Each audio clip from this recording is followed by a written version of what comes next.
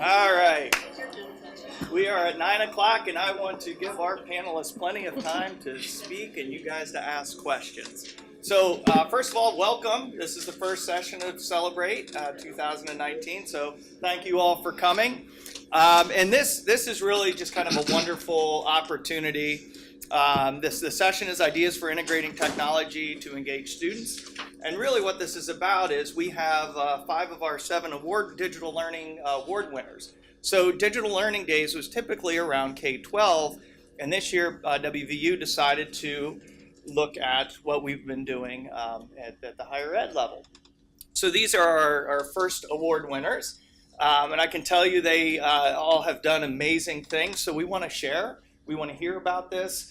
And most importantly, we want to engage. So we want to have this be an active, lively conversation.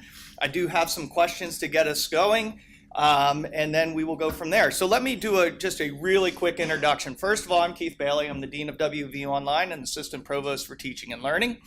I will try to not keep it too tightly tied to online education, but we'll see how that goes. So let's see. So just kind of put your hand up as I mention you. Afrin Naz is the Associate Professor of Computer Science and Information Systems at the Regional Co-Director of the Center of Excellence in STEM Education. Then we have Matthew Heap, Assistant Professor of Music Composition and Theory. And then Amy Morwood, she is the Associate Professor of Literacy Education. Carrie Valentine, Professor of Mathematics Education. And Stephane Collingnon, did I pronounce that correctly? Yes. Awesome. Assistant Professor of Management Information Systems. So really, what I would like to start off with is maybe have each of the panelists, since most of you probably aren't aware of the projects that they put in for, to have them give a 2-minute overview just of what their project was about, and then we'll kick into some questions and answers. Do you want to start? And we'll go from the right to the left. Sure. So my name's Amy Morwood, and I'm in literacy education, like Keith said. And the way my project was structured was around our Reading 689 class, which is intervention practicum. So in 2007, the literacy education master's degree, which provides a reading specialist certification for teachers, which is an add-on certificate. So teachers have to be certified initially first, and then they can get their master's degree with reading specialist through us.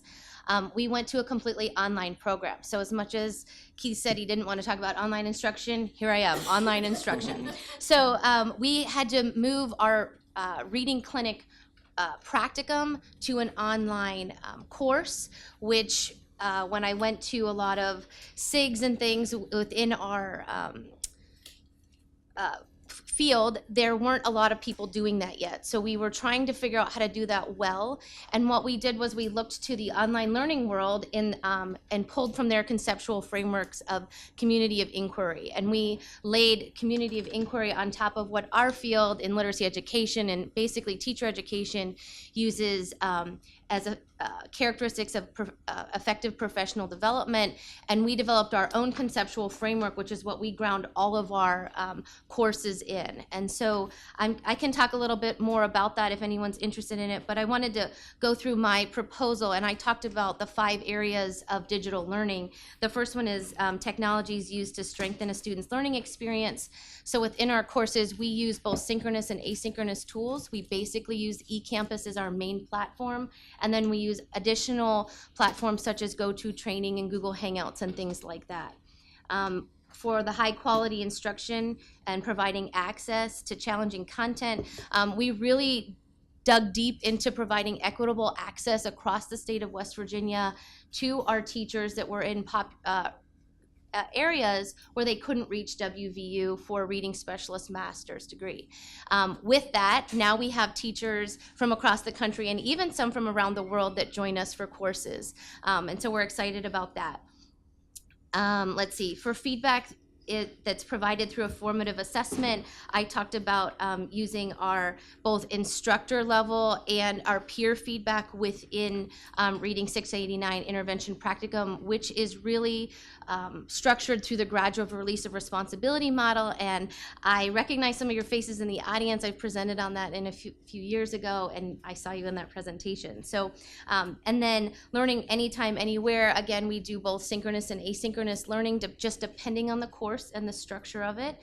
And then to ensure that students reach their full potential, we really take a differentiated, student-centered approach in the literacy ed program. We're able to do that through the structure of our program, and again, we tie that back to our theoretical framework. Excellent. Thank you. Thank you. Sure. You want me to go next? Okay. Yeah. I've been told to talk into the mic, so I'm just going to move it so I don't forget. I'm Carrie Valentine, and I work with elementary educators. And the course in which I sort of proposed my idea was elementary mathematics education methods. And so my students basically it's the only methods course they have in terms of how to go about teaching mathematics. And so I wanted it to be a space where they could explore technology and how that might be an affordance for their future students. And one of the things I started reading a lot about back in the day was a book by Seymour Papert called Mindstorms. And in the book, he actually talks about the potential for object-oriented programming. So, and you guys might know this now as like Lego robotics, but Lego robotics is basically based in on Seymour Papert's logo environment. So I found this simulator, and I also found some sort of cheaper robots called Spheros, in which I had my students use their knowledge about some of the geometry concepts we were learning to actually program and explore sort of angles and distance and geometric concepts in this new way in an effort to support them when they go into the classroom and work with K-5 learners. And I guess the one thing I want to say about it is, a lot of my research lately has been around how can we support embodied learning, or learning that really takes advantage of our, not just our mental capabilities, but also our sense of space and our sense of our bodies to make sense of the world around us. And so this sort of logo and Sphero and these other object-oriented programming technologies really become affordances to think about different math concepts and to think about math concepts using our body and the space around us. And it also supports my pre-service teachers to think about how does computational thinking and computer science, which has become this sort of almost like STEM is this mantra and computer science has become this mantra. But like at the end of the day, the reason that this is good for math learning is because it does support us to think about math ideas differently. And so that was really the intention of my project. So I teach a lot of music theory in the College of Creative Arts, and it turns out that music theory is hard for students. I didn't find that when I was going through undergrad because it was something that innately interested me. But if you imagine you're playing a violin, sometimes it can seem like, why am I taking this course? Why does music theory, understanding what the chords are, how music moves from one note to the next, how does that actually affect me?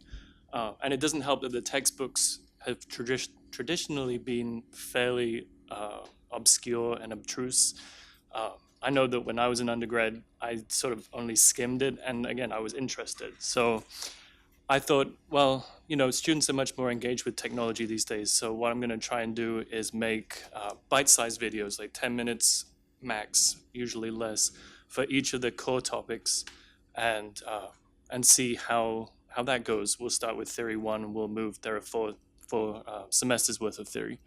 So there are now about 7 hours of video in what I'm calling the Theory Vault that they can access all the way through, and it's actually open access, so people outside the school can access it too. The idea is that they're just watching me work with my notation software, so I'm creating music and talking about what I'm doing and why I'm doing it and how it works. And from that, keeping it very simple and keeping it very light with a fair amount of humor, they've become a lot more engaged, and they've started to, I think, do a little bit better, I hope. Along with that, there are cheat sheets which give them the very basic ideas of each video. And to sort of reinforce everything that they've learned, there have been what I've been calling just-in-time quizzes. So the idea with that is that they've watched these videos. It's a flipped classroom pedagogy. They've watched these videos over the weekend, and then they take this quiz on eCampus. eCampus grades the quiz, which is great.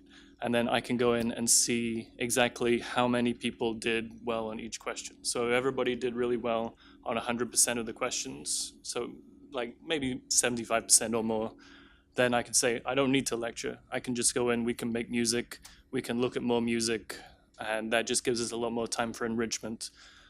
If people didn't do so well on something, I know that maybe then something in the video isn't clear, then I need to go back and revise.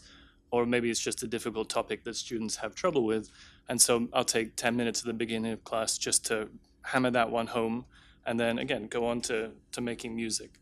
So this, there are 5 sections of Written Theory 1, and 4 and 3 of Written Theory 2, and then 3 and 4.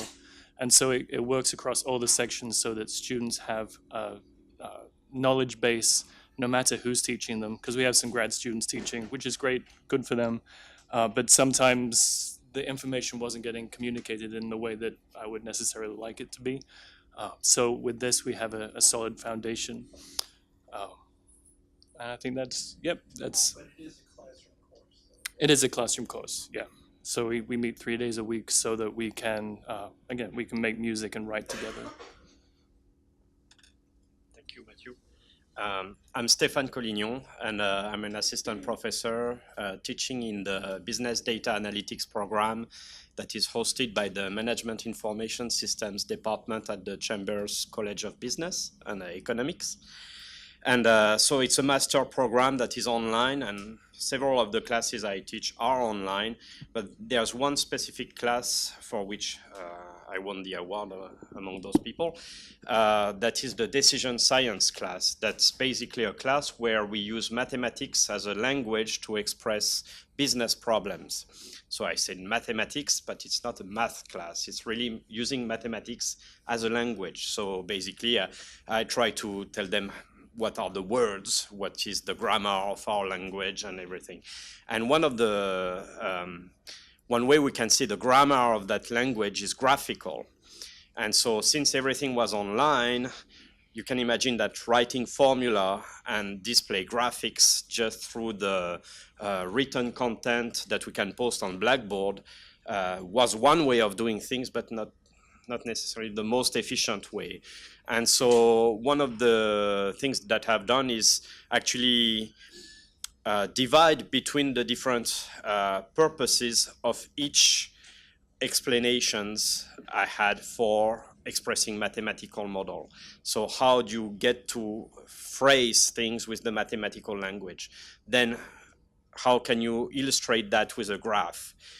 But then sometimes that is pretty static, but sometimes we have problems that illustrates flows through like a supply chain, for example. And flows, it's difficult to illustrate them with a static picture. And so in that case, I would use different tools, and notably we use the lightboard videos where you are behind a glass and a camera is on the other side, and you draw on the glass, and you can see the teacher as well as what is being drawn, and you can show the flow physically, just like if you were in front of your students, but by looking at the camera. And so by using different techniques that were just capturing me to put the personal presence in front of the students, capturing what I was writing down for, that is for mathematical formulation, to capturing the process of drawing the graph to then end up having a grammar for the language, and then capturing videos in which I would be there, the graph would be there, and I could show the flows, allowed me actually to teach decision science in a way that actually became more efficient than the classroom way. Good morning. I'm Afrin Naz. I'm from the Berkeley campus. As Dr. Bailey was mentioned that digital learning this year, the school is looking at the higher ed. So my project is actually with K-12. In this project, we worked at the Raleigh County with an after-school program on STEM PBL based actually. So initially we started with engineering projects. We gave the kids option in mechanical engineering, electrical engineering, and computer engineering. And with that age of kids, they were more attracted to programming. So the project I proposed for this award was the one we used the Scratch, which is designed by MIT, and it's a drag-drop programming language. You must have seen it if you have kids at home. So it's actually kids are writing program and learning, computing, thinking, all those creative learning using this language. So we use Scratch as a tool for them to express themselves. So we actually did a workshop with teachers who had no programming background with math, music, science, and we taught them this language and see how they can use it in their classroom. It was in 2017. And as a mom of one middle school and high school kid, I know if I tell them to do something with paper and pencil, they don't like it. But anything you want to do with computers, they just love it. So the way we are trying to do, see how Scratch can be used as a tool. So far we train 12 plus teachers. They are all middle school teachers. And also we have 90 plus students who participated every day when they, like it's a weekly after school program. They take the survey before they start and at the end, and also it's a free program. Data shows that they are really loving it. But the one interesting thing about digital learning is like you always want to move to the next phase. So I'm here today for this Scratch, but already we moved to the next level. Like we are already using another option, and later maybe I'll talk about that. Thanks for your time. Great. Well, great. So thank you all for the summary of your project. So let's kick into a question focused around K-12. So this award has been typically in the K-12 arena, and several of the projects were focused on almost training the trainer to get the teachers to get back into the classroom in K-12, which I think is absolutely fabulous. Carrie and Afrin, both of you talked a little bit about how you use Logo and Scratch to actually kind of draw the students into a more engaging environment. I am really curious. I mean, you hit on a little bit, Afrin, but I'd like maybe a little bit more about what kind of feedback loop are you getting from those teachers and how they're implementing it in the classroom, and what impact have you seen in the K-12 sector? Carrie, do you want to? Okay, sure, I'll start. It's an interesting question. I just had a former student email me this past semester. So she took the class in fall of 2018, and she did her student teaching the semester following our sort of activities with Logo and Sphero. And in her placement as a student teacher, she found new ways to actually use this technology to teach fractions and in their geometry with both second graders and fifth graders. So for her, it was just like, well, this is what I learned in my teacher education program, and so I'm gonna go try it out. And she had a really successful, positive experience. And one of the things a lot of them will tell me is that they find themselves more comfortable to either volunteer or start after-school programs in wherever they are teaching, and they feel comfortable enough to at least start students' investigations using the technology, so that it's okay that they don't know everything, but they at least have had some experience. So yeah, I think it makes them more willing to integrate it in their own teaching. Great. So the kids, obviously, they love it. Data shows like at this survey. For the teachers, at the beginning, they were real excited, especially we work with both math and science, so the math teachers are almost like saying, yeah, finally we also have some stuff. It's not like, math teachers always just do work on the board and paper and pencil. So they're very excited. Now they're also like science teachers. They have some projects, hands-on projects.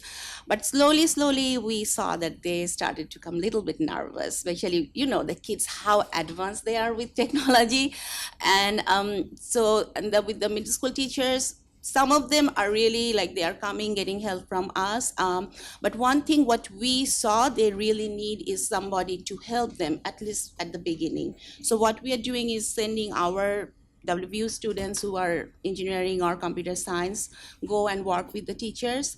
Not only they support the teachers, but they also play the role of mentors. So it is working so far wonderfully, and both groups are very happy. So please, if you have questions as we're going through it, please ask as we go along here. So Afrin, you mentioned something saying that students are coming to college now with more and more technology experience, and they're getting more in the middle school, high school, elementary school levels. I am really curious as to what pressures you feel you have when you're teaching a class to stay up with that technology as they're coming more equipped when they're coming into the classroom. Stephane, do you want to talk a little bit? You use a lot of different technologies to teach different types of concepts. I'm curious if you have any statements on that. So the students we have, they come and they seem quite literate in technology and some form of technologies, but actually, I don't know if it's the business school bias, but for us, it's really we need to form people that will be adapted to the businesses out there. And so what has been learned through childhood by using the iPad or by using the phone or the multiple apps and so on are not necessarily adapted to what business wants. And so we need to use basically other tools that they don't know. And it seems pretty abstract what I'm saying, but for example, do they really know Excel? You know, it's not what we are necessarily focusing on, on my program, but we know that our business students are quite illiterate in Excel. And so they've approached technology in many ways, but the basic tool that all of them will have to use in businesses, they don't know. And so we need to make sure that is being taught. So one of the challenges is to identify what are the tools that we need to teach that they don't master already. And so that can be, as I just said, just some software programs and the well-known I mentioned already.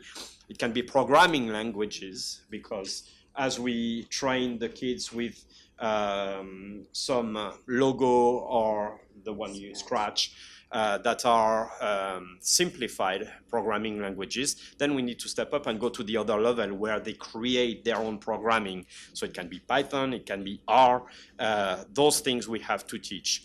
Then we need to, us, the teachers, to learn tools that will allow us to teach those tools. And that's where the challenge is, and I think that's where indeed the teachers need your help.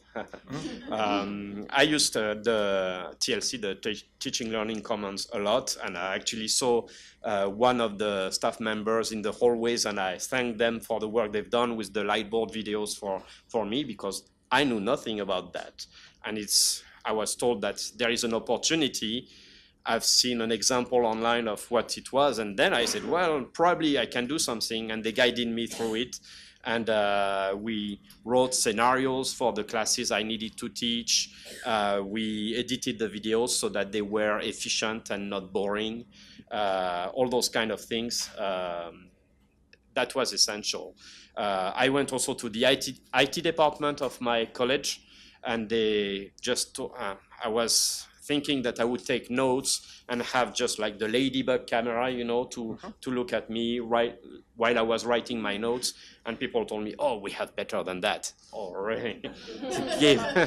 And so they gave me a pad that was all electronic, on which I could write with a regular pen, but actually there was electronic device in it, and it would write things on the screen as I was writing on the paper.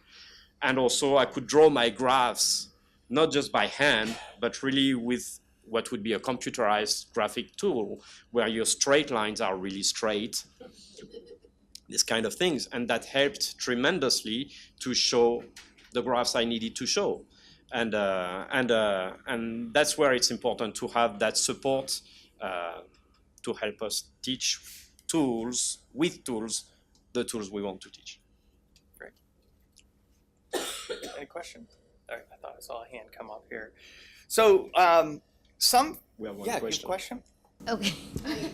Okay, so I'm gonna have to try to remember that question. Okay, so basically, how do you get the synchronous students to engage in synchronous learning when they're used to asynchronous. Right. Now, if I had the answer to that, I would be beyond this panel, that's all I'm gonna say, right? But, so here's the way we do it in literacy education.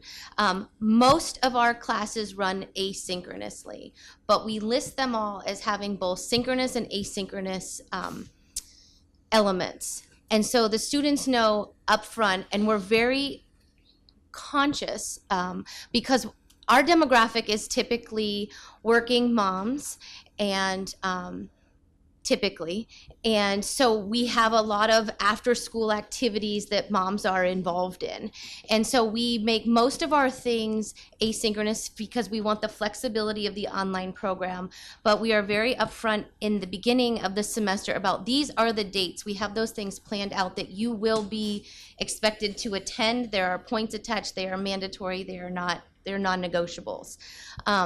So for the award that I won for this class for the practicum, that class is completely synchronous. We meet once a week for 15 weeks. It's the only class that does that in our program. I am so far the professor who has taught it since we've rolled it out, and there is pushback on that. There is no doubt, because they've come through all of these other courses where they've had all this flexibility, and then they get to me and they're like, whoa, wait a minute, Amy, you want to meet with me every Tuesday night for 3 hours? And I say, yes, it's not an option. And so it's also considered to be like the capstone of our program. And so that's sort of how we position it. They can't graduate without it, so they usually make it work.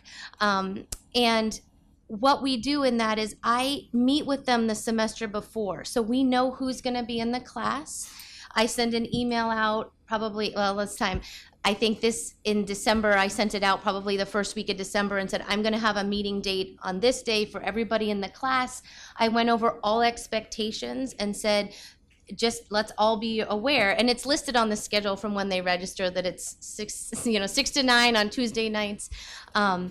But I go over it repeatedly, like, you are expected to be here. And I still inevitably get emails that say, so do I really need to be there? And I say, yes, you do need to be there. So that's how we do it. Now, in our asynchronous classes, like I said, we do have standing meetings, just depending on the class. They all run a little differently, depending on the tools and the objective and what we're trying to get students to learn. And again, we make those non-negotiable, but we make them flexible so they have choices. Like, you have to participate in 3 live sessions, you get to pick the times and dates, and here's the choices that you have. So that's how we create some flexibility around synchronous learning, except for reading 689, which is just, that's the way it is. So the ones that are mostly asynchronous, do they have a time in the schedule of courses too? Or are they just So the ones that are synchronous is this class. Asynchronous? Yeah. No, they're listed as online, and they don't necessarily have a bounded time on the university schedule. But like for my classes, what I do is I always hold the first week of classes, I always hold a welcome session, and I make it live and I make it mandatory. And the reason that I do that is when I first started teaching online, I would see on my student evaluations, I just don't know my professor. And I'd think, man, I totally disagree with that. I know you better now than if you came for 15 weeks and sat in the back of my room and never said a word to me and walked out with an A. Because in online learning, if you don't participate, I don't know you're there. And so I really, I take that first night and I do the same thing that everybody else does the first night in class. I say, pretend you're sitting in Allen Hall. Pretend we're all together. We turn on our webcam so we can see each other. And I said, this is what I look like if you see me in an elevator. Say hello. So I make it really open in that way. And then we go through the syllabus, we go through assignments, just like you would on an opening night. And then from that point on, they sort of launch into, we also use it for a variety of like get to know you tools. We run them through a series of things there that they will do with not a lot of content pressure, but just to get to know the tools so that when we hit the content, they're ready to go. I think I answered your question. Okay. So that's actually, do you have something? I was going to Yeah. add something is, one thing I've done, the class I have is totally asynchronous. And I started by having weekly meetings also that were compulsory. Then since it's an online program, we have people across time zones. So that might be an issue. And also because when you start having like about 40 students and you have one session for everybody, it was difficult for everybody to express themselves. And also keeping the discipline with people just muting their microphones so that the person who speaks can be audible is difficult. And so one of the solutions, because everything, I mean, for me, nothing was graded with the interaction between professor and students. So it was not evaluated. So it was really just to help the student. And one thing that I've done is actually more manage that as events, meaning that if the students had questions, everything is asynchronous, but then they come back with questions. And if I feel that actually there's a need that several students have expressed questions, and because I work in teams most of the time, I will invite the teams that have asked questions to talk with me. And we convene of a meeting, and we engage in a conference call, and we debate that with a smaller group. Then, since it's recorded, I post that for everybody. So everybody can have access to that feedback. But because it's the people that have asked the questions, I know they will interact better with me, and I know they are interested in what I'm saying. So that makes the things more lively. The presence of the professor a little bit more tangible. And that worked well. I think the presence of the professor is the key to it, to putting them just in a room and letting them just like talk. When we do that early in our program, we've noticed that it's a lot of like, well, I do this and I do this and I do this. But when we do it later in the program and we've guided them through these different instructor-led conversations, then they are much higher level conversations when we can let them, when they go out on their own and have these conversations. But that doesn't mean when they're not having those that I'm not monitoring those and popping in and out. So I'm still present. To me, it would be like if I was in Allen Hall, because that's my building. If I was in Allen Hall and they were in groups around the room, I wouldn't hear all the groups all the time. I'd be walking around the room. And so I sort of structure my online classes in that way, which sounds like what you're doing with your teams, pulling people based on what their needs are. We had a question, yeah. Yes, you said you recorded those conversations, smaller ones. How did you Yes. give that back to the students?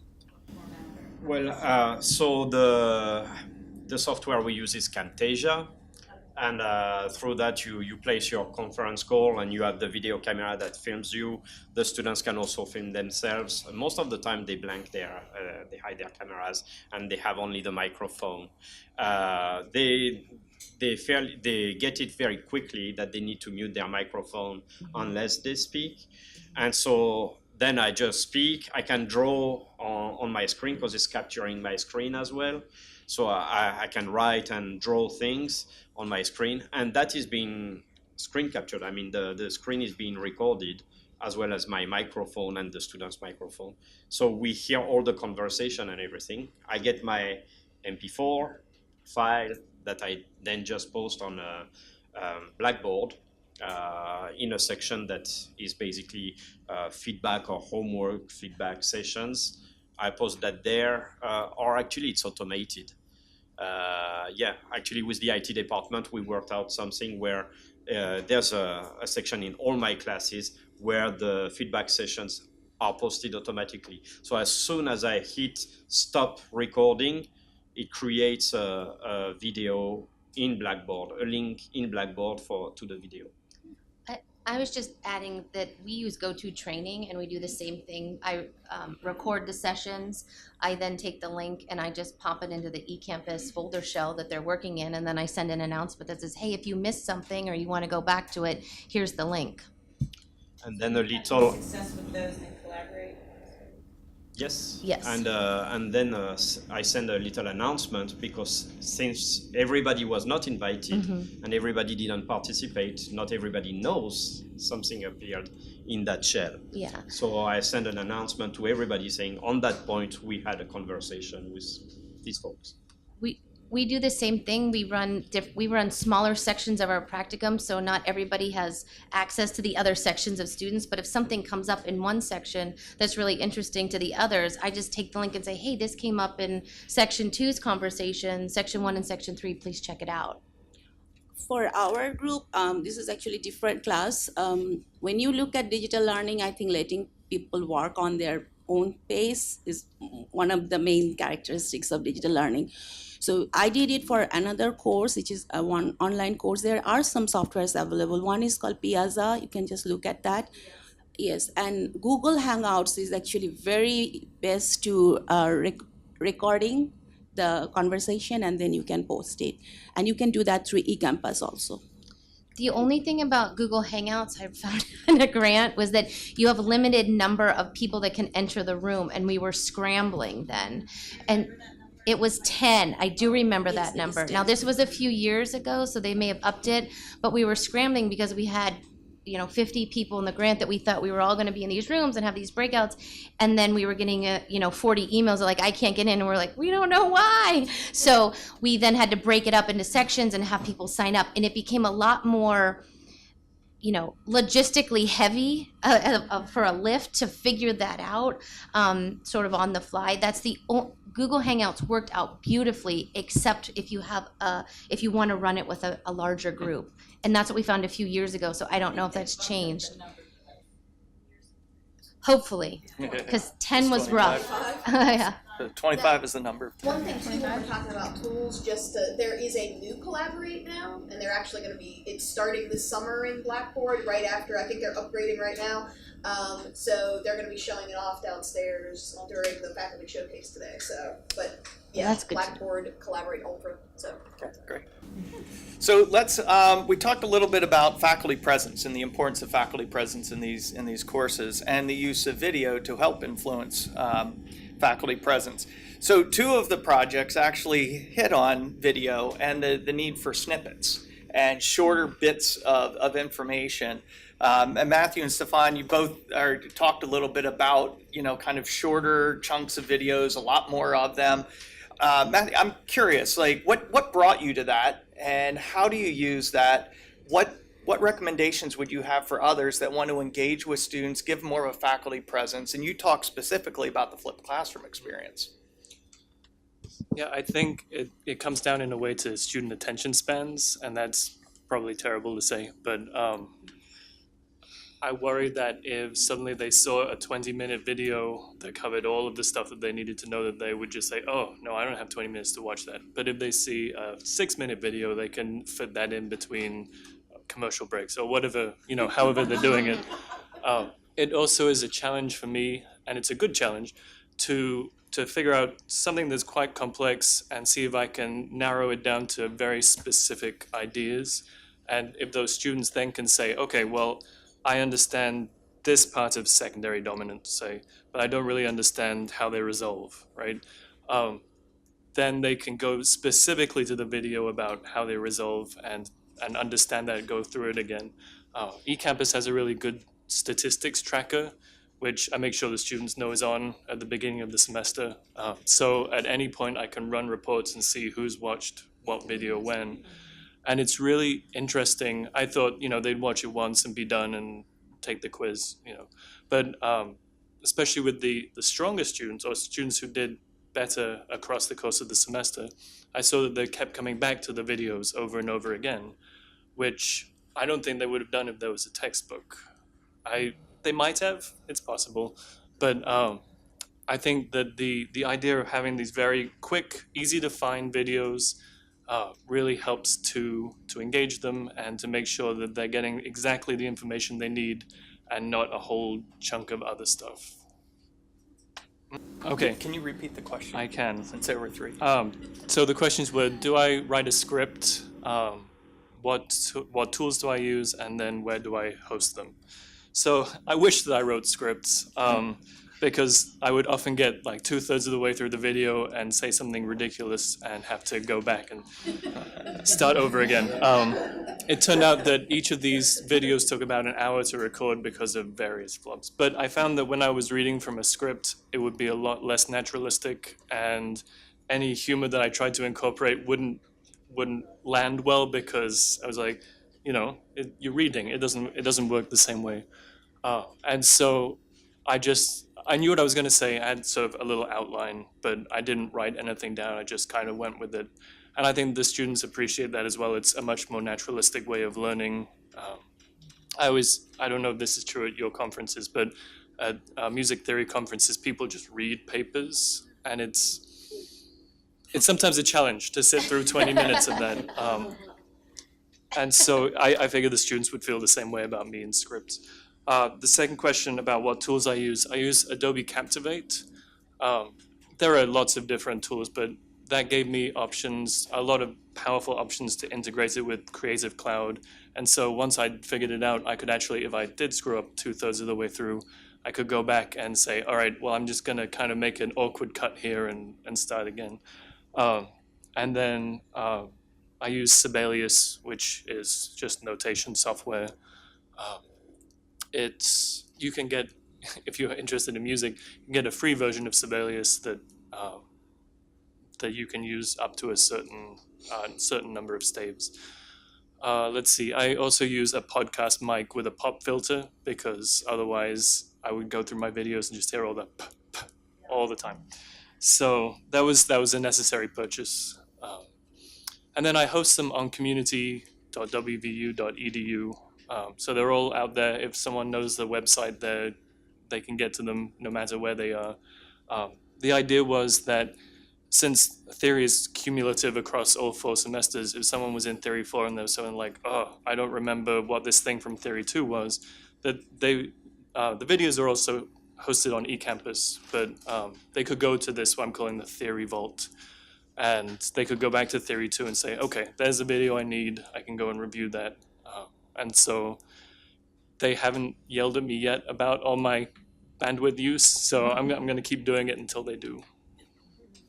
So I'm just going to say, because I already, the question was, what kind of qualitative feedback do you have? I would just say that as much as I talked about the pushback that I get at the beginning of the semester for 689 being a synchronous class and them having to commit to the 3 hours for once a week, by the end they're like, this was the best class I've taken. I know everybody in here. I know all of the students, because what they do is they work with students in their home schools that are struggling readers. They're videotaping, they're uploading the videos, and we watch those videos every week. So everybody in each section gets to watch everybody else's video every week. So they really get to know all the kids. So you could be a preschool teacher, but be watching videos of a high school kid struggling to read. And so there's a lot of conversation around that. So they'll say things like, I really didn't want to do this, but I've learned so much in this class because I've been able to give feedback to my peers and hear from the instructor and things like that. So it's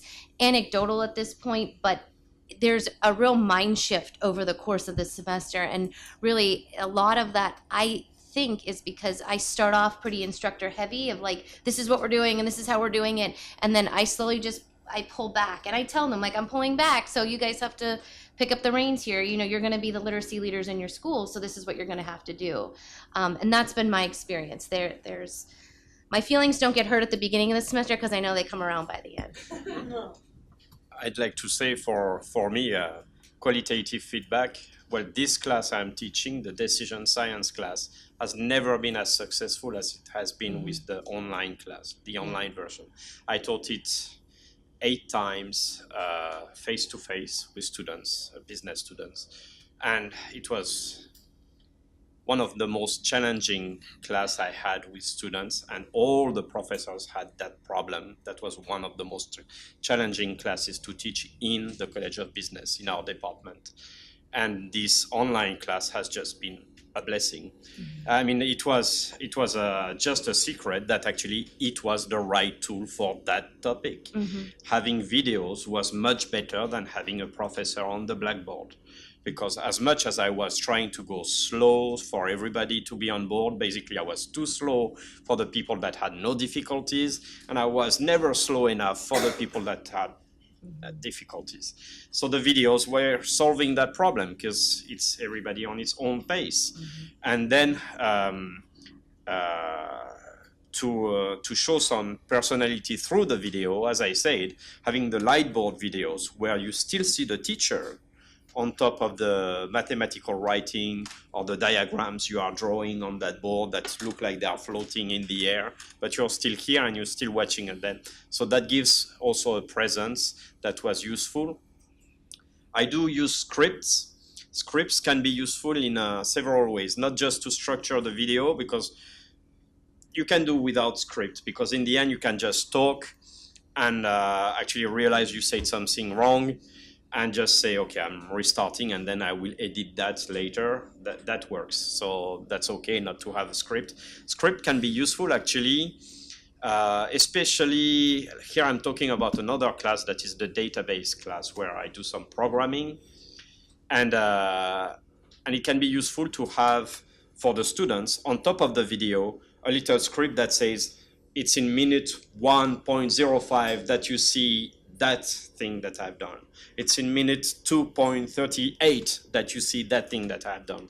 And that actually they like a lot, because you can have a video where you cover like 10 different topics and they just need to go to that index basically and say, okay, let's go to minute 3.08 and I will see that specific formula or that specific code that he wrote. So that has been useful. The script can be useful in several ways for you and for the student. But yeah, I mean, the qualitative feedback I received was tremendous because of the digital tools. So we have approximately 2 minutes left. And so I'm just going to close with maybe one quick question. Carrie, I'm going to have you answer this one. So many faculty may be concerned about using technology, right? And how to get started. There's so much stuff that you can use out there. What piece of advice would you give to someone to start exploring and start moving forward and testing it out?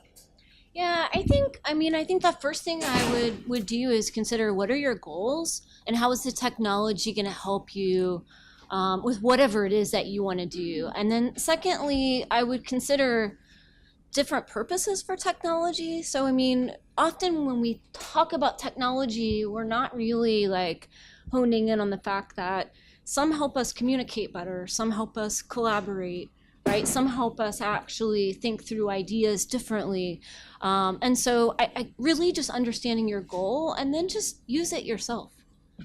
Like seriously, and I mean, right? And it's like with video editing, I mean, so you mess it up, like, okay, it's okay. Like just, you know, or there's a large community here and of resources and at the university and friends and online help. So just try it. Can I add one? Yeah. Sorry. I'm from Indian subcontinent, so in our continent, hundreds or thousands of years ago, there was no classroom, no schools. It was the teachers. So the students will stay with the teachers, learn from them, and the teachers decide like 2 years or 3 years now you are ready to go back to community. And then when classroom came, I'm pretty sure people didn't like it because it is an enclosed. So my idea about digital learning is it's the next thing. Whether we like it or not, it is happening. So we better start early. So that way it will be helpful.